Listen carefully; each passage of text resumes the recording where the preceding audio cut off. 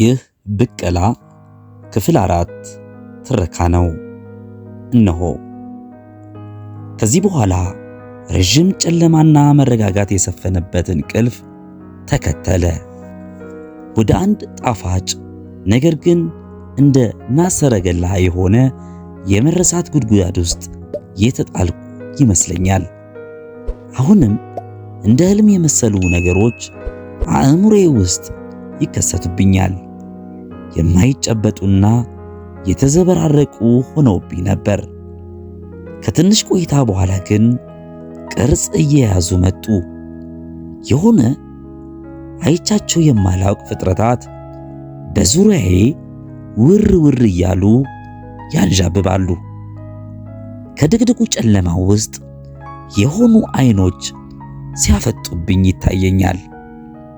ቀጭንና ረዣዥም ነጫጭ ጣቶች ስለሚመጣው ክፉ ነገር የማስጠንቀቂያ ምልክት ያሳዩኛል። በኋላም ልክ እንደ ዝናብ የሚፈስ የፀሐይ ግባት ያለ ጭጋጋማ ደመና ታየኝ። ከዚህ አስፈሪ ጭጋግ ውስጥ የሆነ ጥቁር እጅ መሰል መለስ ብሎ ወደ እኔ መጣና ደረቴን መታኝ። ጉሮሮዬን በጠንካራ መዳፉ አነቀኝና እንደ ብረት በሆነ ክብደት ወደ ታች ደፍቆ ያዘኝ። በጣም ታገልኩ። ለመጮህም ሞከርኩ። ዳሩ ምን ያደርጋል፣ በኃይል ታንቄ በመደፍጠጤ አቅም ስላጣው ጩኸቴ ሁሉ ምን አቀረ። አንዴ ወደ ግራ አንዴ ወደ ቀኝ ለማምለጥ ታገልኩ። ያ ጥቁር እጅ ግን የትም እንዳልላወስ አድርጎ በሁሉም አቅጣጫ ጨምድዶ ያዘኝ። ከዚህ አስፈሪ እጅ ጋር ግን ትንቅንቄን ቀጠልኩ። ትንሽ በትንሽ ኢንች በኢንች እየፈለቀቅኩ መታገሌን ገፋውበት። በመጨረሻ አንድ ከፍ ያለ ከሁሉም የላቀ ትግል ካደረኩ በኋላ ድል አደረኩ። ነቃሁኝ። አቤቱ እግዚአብሔር ሆይ፣ የት ነበርኩ? ምን አይነት አሰቃቂ ስፍራ ነው! ምን አይነት ድቅድቅ ጨለማ ነው! ቀስ በቀስ የስሜት ሕዋሶቼ ሲመለሱ ታወቀኝ። ወዲያው መታመም ታወሰኝ። ባህታዊው ፔትሮና ሰውየው የት ነበሩ? ምን አደረኩኝ? ራሴን ለመፈተሽ ስሞክር በጀርባዬ ተጋድሜ እንዳለው አስተዋልኩኝ። በእርግጥ ስፍራው ይቆረቁራል። የሆነ የሚወጋ ስሜት በደም ስሮቼ ሲሰራጭ ታወቀኝ። የእጆቼን ስሜት ለማወቅ ሞከርኩኝ። ሞቃት ነበሩ። ልብ ምቴ ጠንካራ ቢሆንም እጅግ ፈጣን ነበር። ትንፋሽ ያሳጠረኝ ነገር ግን አለ። አየር ማግኘት ይኖርብኛል። እጆቼን ለማንቀሳቀስ ሞከርኩኝ፣ ግን ከላይ ላይ የተደነቀረብኝ ነገር እጆቼን እንዳላነሳ አግዶኛል። ወዲያው ያለሁበት ሁኔታ ሐቁ እንደ መብረቅ ብልጭታ ፈጥኖ በጭንቅላቴ ውስጥ ተገለጸልኝ። ተቀብሬያለሁ።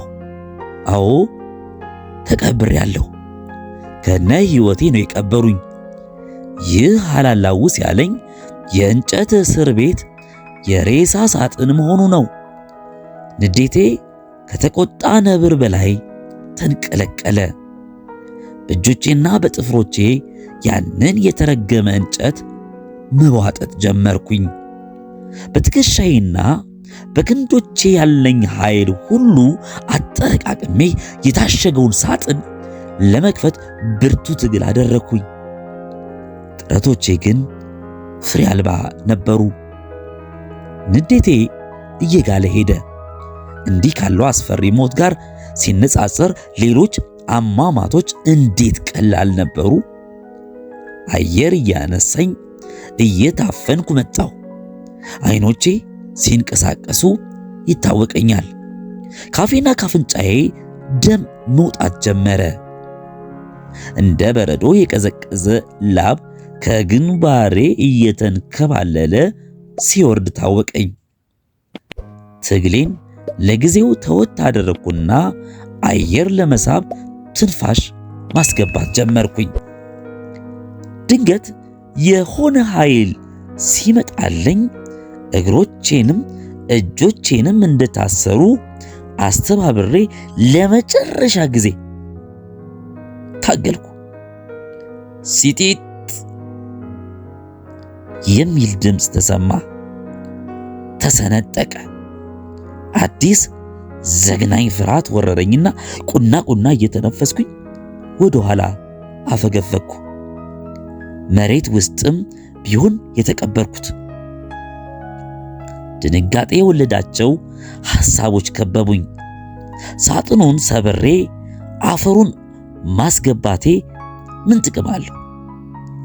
በሙታን ስጋና አጥንት የደለበው ትል የሚርመሰመሱት ጭቃ ግልብጥ ብሎ ገብቶ ጉሮሮዬንና ዓይኔን ይደፍነኛል። ከዚያም እስከ ወዲያኛው ያሽገኛል። ጭንቅላቴ በሽብር ተናወጠ። አእምሮዬ ከእብደት ጥግ ደርሶ ተወዛወዘ። በጣም ሳቅኩኝ። ሳቄን ለራሴ ሳዳምጠው ለሞት የሚያጣጥር ሰው የመጨረሻው የሲቃ ድምፅ ሆኖ ተሰማኝ። ትንፋሼ ግን መለስ ብሎልኝ ቀለል ያለ አይነት ስሜት ይሰማኝ ጀምሯል። ፍርሃት ቢያደነዘኝም ምስጋና ለአየሩ ይግባውና በሆነ መንገድ አየር ገብቶልኝ መተንፈስ ጀመርኩ። ነፍስ ዘራሁ። በእጆቼ ዙሪያውን ስዳብስ የሰነጠቅኩትን ቦታ አገኘሁት። ባለ በሌለ ኃይሌ ሳጥኑ በአንድ ወገን እስኪገነጠል ድረስ ጣውላውን ጎተትኩት። የኋላ ኋላ ክዳኑን መክፈት ቻልኩኝ። እጆቼን በጥርጣሬ ወደ ውጭ ስዘረጋ ምንም አይነት የሚረግፍ አፈር አልተሰማኝም። ባዶ አየር ብቻ ቀዘፍኩ። ድንገት የመጣልኝን ደመነፍስ ተጠቅሜ ከዚያ አስቀያሚ ሳጥን ውስጥ ተስፈንጥሬ ወጣውና ወደቅኩ። የወደቅኩበት ስፍራ ድንጋይ የተነጠፈበት በመሆኑ እጄንና ጉልበቴን ክፉኛ ላጠኝ። የሆነ ክብደት ያለው የሚመስል ነገር ከኔ በቅርብ ርቀት ድም የሚል ድምፅ፣ ከባድ ድምፅ አሰምቶ ወደቀ። ጨለማው ዓይን ቢወጉ አይታይም። አየር ማስገቢያ ግን ነበረው። ምክንያቱም ስፍራው ቀዝቃዛና ነፋሻማ ነበር። እንደምንም የህመሜን ስቃይ ቻል አድርጌ ተጣጣርኩና ከወደኩበት ተነሳሁ። መገጣጠሚያዎቼ እንደ እንጨት ደርቀው ጅማቶቼም ተኮመታትረዋል። ከባድ ብርድ እንደተሰማው ሰው ድንገት ተንቀጠቀጥኩኝ። ቀልቤን ለመግዛት ብዙ ጥረት አደረግኩ። እነኛ ውስብስብ ሐሳቦች ቀስ በቀስ ወደ አንድ መስመር ገብተውልኛል። ሁኔታዬን በእርጋታ ለመፈተሽ ሞከርኩኝ። ከነ ሕይወቴ ለመቀበሬ ምንም ጥርጥር አልነበረውም። ስገምተው የደረሰብኝ ከባድ ሕመም ራስን ወደ መሳት አሸጋግሮኝ የነበረ ይመስለኛል። ባህታዊው ለእርዳታ የወሰዱኝ ቤት የነበሩት ሰዎች በኮሌራ የሞትኩ መስሏቸው አጣድፈው ቀብረውኛል። እንደተለመደው በምድረ ጣሊያን በሞት ጊዜ በሚስተዋለው ድንጋጤና መቻኮል፣ በተለይም በወረርሽኙ ጊዜ እንደሚከሰተው አይነት ጥድፊያ እዚህም በኔፕልስ እንደነገሩ በይድረስ በሚሰሩ ተራራ የሬሳ ሳጥኖች ውስጥ አጣድፈው ጥለውኛል። አሁን ግን ይህን ተልካሻ ስራቸውን አመሰግነዋለሁ። በጠንካራ የሬሳ ሳጥን ውስጥ ገብቼ ቢሆን ኖሮ ምን ይውጠኝ ነበር? ድካሜና ትግሌ ሁሉ ምን አይቀር ነበር? ይህን ሳስብ አንገፈገፈኝ። የት ነኝ ያለሁት የሚለው ጥያቄ ግን አሁንም እንደ ተወሳሰበ ጭንቅላቴ ውስጥ ተቀምጧል።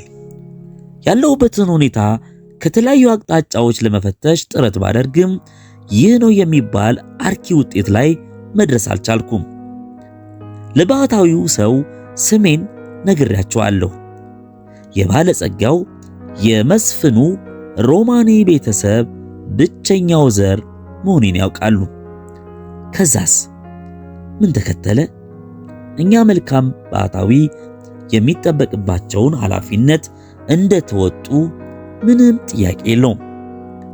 አስክሬኔ እንዲያርፍ ያደረጉት ከቅድመ አያቶቼ የመቃብር ቤት ውስጥ ነበር።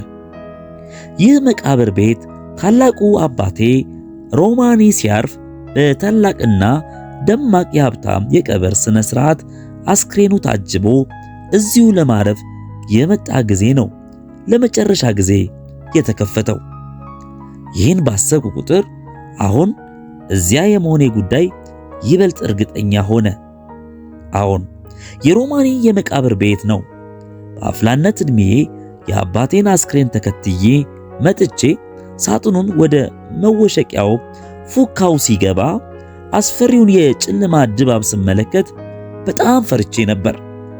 ያን ጊዜ ገና በልጅነቷ የተቀጨችው እናቴ የተቀበረችበት ከጥድ እንጨት የተሰራ ከባድ ሳጥን ስመለከትና የከፋይ ጨርቆቹ ተበጣጥሰው ሳይ መቆም አቅቶኝ ፊቴን አዙሬያለሁ። የተሰማኝን ሕመም፣ ራስን መሳትና ብርድ የሚል ስሜት መቆጣጠር የቻልኩት ወደ ውጪ ወጥቼ ሰማይ ሳይና ንጹሕ አየር መተንፈስ ስችል ነበር። አሁን ደግሞ እዛው መቃብር ቤት ውስጥ ተዘግቶብኛል። እስረኛ ሆኛለሁ። የማምለጥ ተስፋዬን አሰብኩት።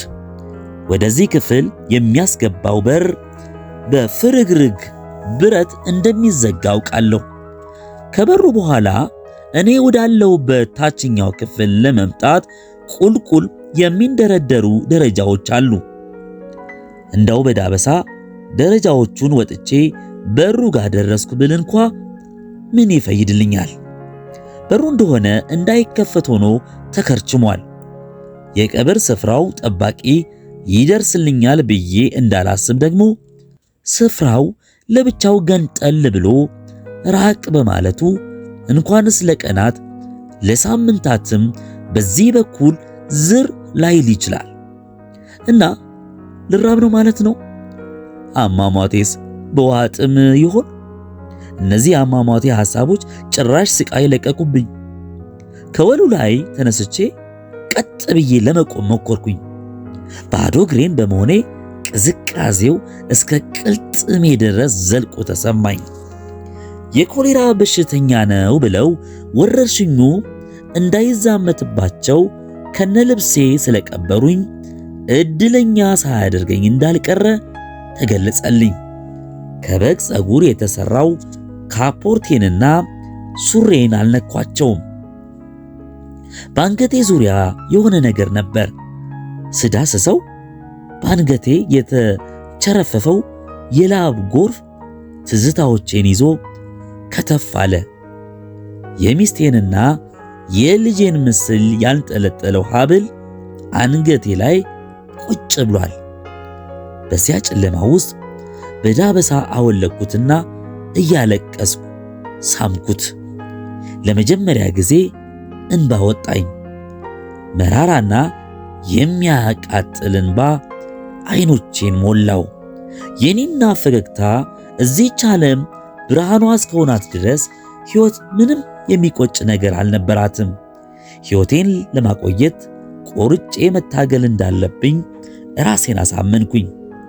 ፊት ለፊት ለሚጠብቀኝ መከራና ሰቆቃ ግድ አልነበረኝም።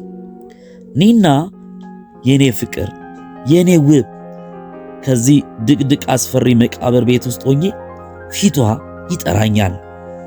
አይኗ እንደ አብሪ ምልክት ይጠቅሰኛል። ያቺ ታማኝ ወጣት ይሄኔ በኔ ሞት አይኖቿ በሐዘን እንባ ሞጭሙጨዋል። እኔና እሷ ብቻ ለሺህ ጊዜያት ያህል እንተቃቀፍባቸው በነበረው ክፍል ውስጥ ብቻዋን ሆና ውዷ ባለቤቴ ልበ ርኅሩሃ ባለቤቴ ስቅስቅ ብላ ስታለቅስ ይታየኛል። ፊቷ በሐዘን ጠቁሮና ገርጥቶ ይመጣብኛል። ትንሿ ስቴላዬም በሁኔታው ያለ ጥርጥር ትደናገራለች። እንደተለመደው በብርቱካን ዛፎች ቅርንጫፎች ላይ አቅፌ ሳላወዛውዛት መቅረቱ ጥያቄ ፈጥሮባታል።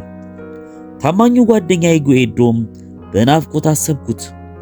ሞቴ ያስከተለበት ሐዘን ምን ያህል እውነተኛና ዘላቂ እንደሚሆንም አሰብኩ። ከዚህ ቀፋፊ ክፍል ውስጥ ለማምለጥ የማልሞክረው የማምለጫ መንገድ አይኖርም ስል ወሰንኩኝ። ቤተሰቦቼ ዳግም ሲያዩኝ ምን ያህል በደስታ እንደሚከንፉ ከወዲሁ ታየኝ። አለመሞቴን እንዲያውቁ እንዴት አይነት አቀባበል እንደሚያደርጉልኝም ይታየኛል።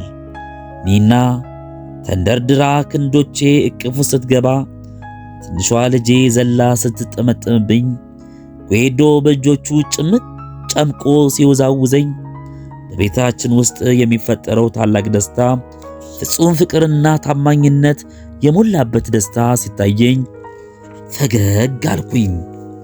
ድንገት አንድ የሚጮህ ድምፅ ጆሮዬ ገብቶ አስደነገጠኝ። 1 2 3 እስከ 4 2 ጊዜ ድረስ ቆጠርኩ። ሰዓቱን ጠብቆ የተወደወለ የቤተ ክርስቲያን ደውል ነበር። እነኛ የደስታ ሐሳቦች ተበታተኑና ዳግም ወዳለሁበት አስጨናቂ ሁኔታ ውስጥ ተመለስኩ። እኩለ ቀን ይሁን እኩለ ሌሊት መለየት አልቻልኩም እንጂ 12 ሰዓት መሆኑ ነው። ጊዜውን ማስላት ጀመርኩ። ታምሜ ከወደኩኝ ጊዜ ጠዋት ጀምሮ አካባቢው ባህታዊውን አግኝቼ ለዛ ምስኪን ልጅ እንዲደርሱለት ስነግራቸው ግፋቢል 2 ሰዓት ቢሆን ነው። አይ ምስኪን ልጅ ያለለት ብቻውን ተሰቃይቶ ሞተ። ህመሜ የተወሰኑ ሰዓታት ፈጅቷል ብንልና ራሴን ስስት ሰዎች እንደገመቱት ሞቼ ቢሆን ሞቴን ያወቁት ቀትር አካባቢ መሆን ይኖርበታል። እንደዛ ከሆነ ብዙም ጊዜ ሳያባክኑ ቀብሩን መፈጸም ይችላሉ ማለት ነው። ያም ሆኖ ግን አፈጻጸሙ ፀሐይ ከመጥለቋ በፊት ይሆናል። በዚህ ስሌት መሰረት ደውሉ የሚጠቅመው ጊዜው እኩለ ሌሊት መሆኑን ነው። የቆምኩት በቀብሬ ዕለት እኩለ ሌሊት ላይ ነው። አቤቱ ጌታዬ ተንቀጠቀጥኩኝ። ስጋትና ፍራቻ መላ ሰውነቴን ወረረኝ። በአቋሜ ቆራጥ የሆንኩና ዘመናዊ ትምህርት የቀሰምኩ ብሆንም ልክ እንደ ማንኛውም የኔፕልስ ነዋሪ አጓጉል እምነቶቼንም ማሰብ አልቀረም። ይህ አይነቱ ልማድ በእኛ በደቡባዊ ክፍል ነዋሪዎች ዘንድ የተለመደ ነገር ነው። በመቃብር ቤት ውስጥ ያለ ሰው እጆቹን ዝም ብሎ ቢሰድ የሚያገኘው የቅድመ አያቶቹን ቅሪት በመሆኑ እንደዚህ አይነት ደውል ሲሰማ ከሐሳቡ ጋር ተደምሮ ታላቅ አስፈሪ ስሜት እንደሚፈጥርበት እሙን ነው። ይህን ስሜት ለማሸነፍና ብርታቴን ለማምጣት ሞከርኩኝ። የተሻለ የማምለጫ መንገድ መኖሩን ለማሰብ ጣርኩኝ። እንደምንም ብዬ በዳበሳ ወደ ደረጃዎቹ ለመምጣት ወሰንኩና ቀስ ብዬ እንዳልጋጭ እጆቼን ከፊት ቀስሬ መንቀሳቀስ ጀመርኩኝ። ምንድነው? ቆመ ብዬ አዳመጥኩኝ። ደም ስሮቼ ውስጥ የረጋ መሰለኝ። ካለሁበት የመቃብር ቤት ውስጥ ቀጭንና ጆሮ የሚበሳ አሳዛኝ የለቅሶ ጩኸት ሰማሁ። መላ ሰውነቴ በቀዘቀዘ ላብ ተጠመቀ። ልቤ በኃይል ከመምታቱ የተነሳ ከጎድን አጥንቴ ጋር ሲላተም ይሰማኛል። ያ ቀጭን ድምፅ የክንፍ እርግብግቢት ድምፅ እየተከተለው ደጋግሞ መጣ። በእፎይታ ተነፈስኩኝ። ክቡራትና ክቡራን የቲቲቪ ኢትዮጵያ ወዳጆቻችን እንግዲህ በጉጉት የምትጠብቁትን ብቀላ ዛሬ እንግዲህ ክፍል 4 ላይ ደርሰናል። ክፍል 5ን ደግሞ በነገው ዕለት የምናቀርብላችሁ ይሆናል። በርካታ አድማጭ ተመልካቾቻችን በተለይ ከውጭ ሀገር የደወላችሁ ከአሜሪካ፣ ከፈረንሳይ፣ ከአረብ ሀገራት ዱባይ ጭምር ደውላችሁ በጣም በጉጉት እየጠበቅነው ያለው ትረካ ነው። እባካችሁን ቀጥሉበት እንዳታቋርጡ የሚሉ ሐሳቦችን አድርሳችኋል። ከዚሁ ከአዲስ አበባ ደግሞ አዜብ፣ አዚቲ፣ ፍጹም፣ ፍፄ ሐሳብ አስተያየቶቻችሁን በኮሜንት ላይ ጽፋችሁልናል። በጣም ከልብ አድርገን እናመሰግናለን። የበለጠ እንድንሰራ የበለጠ ትረካውን እንድናቀርብ የሚያደርግ ስለሆነ አስተያየቶቻችሁ በጣም አመሰግናለሁ። ቲቲቪ ኢትዮጵያ የብቅላ ትረካ ለዛሬ ክፍል 4 ይህንን ይመስላል። ቪዲዮዎቻችንን ላይክ እና ሼር አድርጉ። ደውሏን ተጭናችሁ ደግሞ ሰብስክራይብ በማድረግ የዕለቱ የብቅላ ተከታታይና ልብ አንጠልጣይ መጽሐፍን ወደ እናንተ የምናቀርብላችሁ ይሆናል። ስለተከታተላችሁን ከልብ አድርገን እናመሰግናችኋለን። በያላችሁበት ሰላም ጤና ከእናንተ ጋር እንዲሆን እመኝላችኋለሁ። የፕሮግራሙ አዘጋጅና አቅራቢ ተስፋዬ ገብረ ማርያም ነበርኩኝ። በያላችሁበት መልካም ጊዜ